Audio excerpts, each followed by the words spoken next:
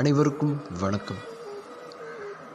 இன்று நாம் இந்தியா முழுவதும், நம் இந்திய நாட்டு மக்கள் முழுவதும் காந்தி ஜெயந்தியை விமரிசையாக கொண்டாடி கொண்டிருக்கின்றனர். அக்டோபர் 2ஆம் நாள் நம் தேசத்தந்தை மகாத்மா காந்தியடிகளின் பிறந்த தினம். அவர் நம் இந்திய நாட்டின் சுதந்திரத்திற்காக அவருடைய பங்கை மிகவும் சிறப்பாக கொடுத்திருக்கிறார் என்பதை நாம் அறிவோம். ஆனால் அவர் கண்ட கனவு மட்டும் இன்று வரை நிஜமாகவில்லை என்பதே சத்தியம். என்னடாவே இன்னைக்கு காந்தி ஜெயந்தியை பற்றி பேசாமல் வேற ஒரு ட்ராக்கு கொண்டு போனான்னு நீங்கள் யோசிக்கலாம். ஆனால் இப்போ இது பேசுகிறது மிகவும் அவசியம் என்று எனக்கு தோன்றுகிறது. அதனால் இதை பற்றி பேசுகிறேன்.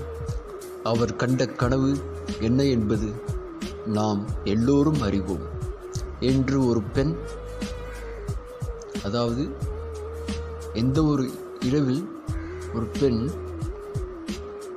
சுதந்திரமாக நடந்து செல்கிறாளோ அன்று தான் இந்தியா முழுவதுமாக சுதந்திரம் அடைந்தது என்று அவர் கனவு கண்டார். நடக்கிறதா என்று? முற்றிலுமாக இல்லை. ஒரு பெண்ணால் காலையில் கூட, மக்கள் நடமாட்டம் இருக்கும் நேரத்தில் கூட சுதந்திரமாக செல்ல முடியவில்லை என்பதுதான் உண்மை என்பதை நாம் அறிவோம். அதிகமாக பெண்களை தெய்வமாக கொண்டாடும் ஒரே நாடு இந்தியா தான். ஆனால் பெண்களின் நிலைமை இந்த நாட்டில் என்ன என்பதை நாம் நினைக்கும் போது நாம் அனைவரும் தலை குனிந்து வெட்கப்பட வேண்டும். சமீப காலமாக நாம் அனைவரும் தொடர்ந்து கற்பழிப்புண்டான செய்தியை நாம் படித்து கொண்டிருக்கிறோம். இதை நாம் கேட்கும்போதே எவ்வளவு நாக்கு காதுகள் கூசுகின்றதோ. இதை நான் வீடியோ போடும்போது எனக்கும் அப்படித்தான் இருக்கிறது. ஆனால் இதனை நாம் அனைவரும் தடுத்தால்தான் உண்டு. அதற்குண்டான செயல்களில் நாம் இறங்குவோம். வாருங்கள். இதோ அந்த கவிதை. கற்பு என்பது விளைபொருளா, இல்லை அழித்திட விளைபொருளா? பட்டாம்பூச்சியின் வண்ணங்கள் போலே எண்ணங்கள் கொண்ட மங்கை அவள், தீய எண்ணங்கள் நாட்டங்கள் கொண்ட கயவன் அவன். அன்று நிகழ்ந்தது ஒரு வன்முறை அரங்கேற்றம். சூறையிடப்பட்டது அவள் மனக்கனவுகளின் மலர் தோட்டம்.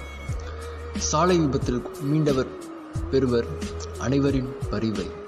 ஆனால் பாவியின் நங்கை பெறுவதோ பரிகாச பார்வை.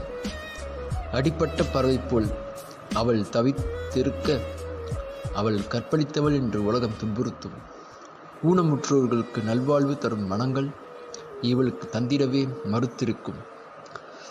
கல்வனுக்கு பொருட்களை பரிசளிக்கும் வழக்கம் நம்மிலே என்றுமில்லை அன்றோ?